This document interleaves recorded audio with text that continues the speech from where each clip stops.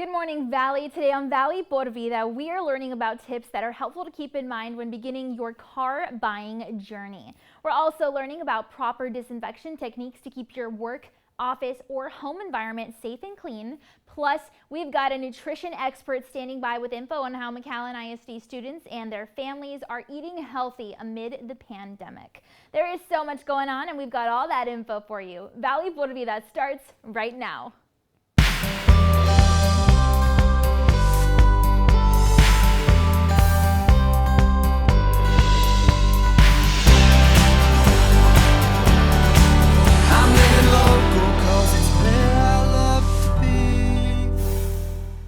Hi there, and thanks again for joining us this morning. I'm your host, Danielle Banda. Well, the prices of vehicles have been going up, and that can definitely change the way that we shop for a car or a truck nowadays. Luckily, we were able to speak with an automotive expert to learn all about a few tips and tricks that we can keep in mind when beginning our vehicle shopping journey. Go ahead and take a look. Good morning. My name's Scott Hull. I'm from swapalease.com. We're headquartered in Cincinnati, Ohio, and I help run and manage a lease transfer website where people come to get in and out of automotive leases. We've been at this now for a couple of decades, and we've been able to help out many consumers on both sides of the equation, helping them save money, get out of their leases, and helping them find great deals for leases to take over. Leasing's been very popular over the last several years when it comes to automotive financing, and I want to be very clear that don't let leasing scare you off by any means. All leasing is at the end of the day is an alternative form of financing a vehicle and can be a great tool for consumers, a great way for them to save money. Occasionally people find themselves stuck in leases, and when they do, and if they need or want out, Swap a Lease is a great answer to help them do so. It can be very expensive to get out of a lease through more traditional measures. For instance, if you need to buy out that lease, typically it can be very expensive for the consumer, and that's why transferring a lease can be such a great option for them. Not only does it save money for the person that wants to get out, but can be a great deal for the person that wants to get in. Here recently, with used car prices up, we are seeing some different dynamics in the marketplace, which is very interesting, something we haven't seen before. And we do have a lot of experience at this because we've been at this for a couple of decades. And it's very interesting recently, with car prices up, consumers have more options than ever to get out of those leases. Basically what we're seeing with car prices being up, which, it's been kind of a double whammy, if you will, for consumers over the last year or 18 months, somewhere in that range. Of course, the first problem all stemmed from COVID and lack of production on vehicles. And what we're seeing presently is problems in the supply chain with microchips and what have you, and that's really slowing down production of automobiles. And what basically ends up happening, it's a domino effect at the end of the day. As less new cars are produced, the demand, of course, has remained fairly constant, and people are needing to look for other ways to obtain vehicles. Of course, one of the first options they're going to look for is just used vehicles or vehicles on the used side of the equation.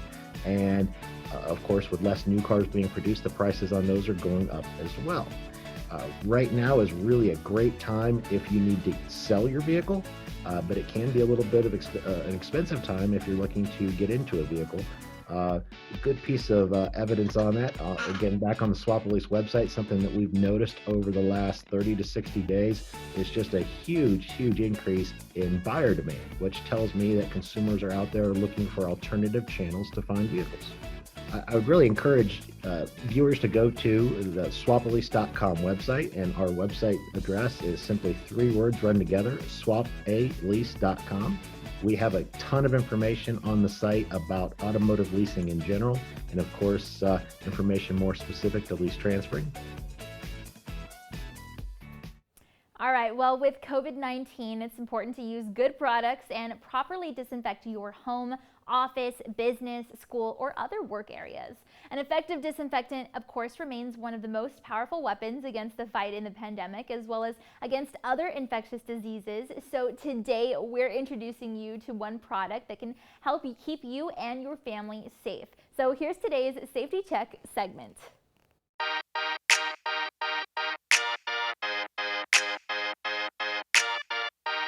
Hi, my name is Rain Guest, and I'm the founder and CEO of Our Water.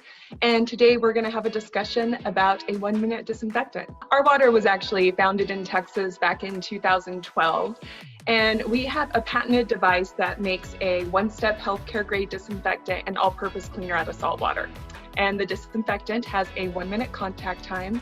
It's actually effective against COVID in under 20 seconds. Sounds like a long time, but when you compare that to most of the products in the market that take 10 minutes, it's a very short amount of time.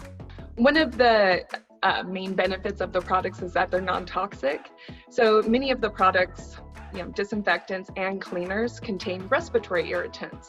And for people that are fighting asthma, COPD, and COVID, which is a respiratory illness, you really want to avoid products that can, cause additional respiratory irritation.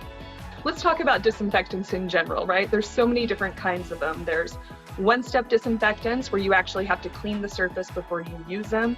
There's disinfectants, most of them take 10 minutes to work, which means that you would actually have to keep a surface wet for 10 minutes with that product in order for it to do its job. And what most people don't realize is for it to actually stay wet for 10 minutes, you usually have to reapply those products 2 or 3 times for that to happen.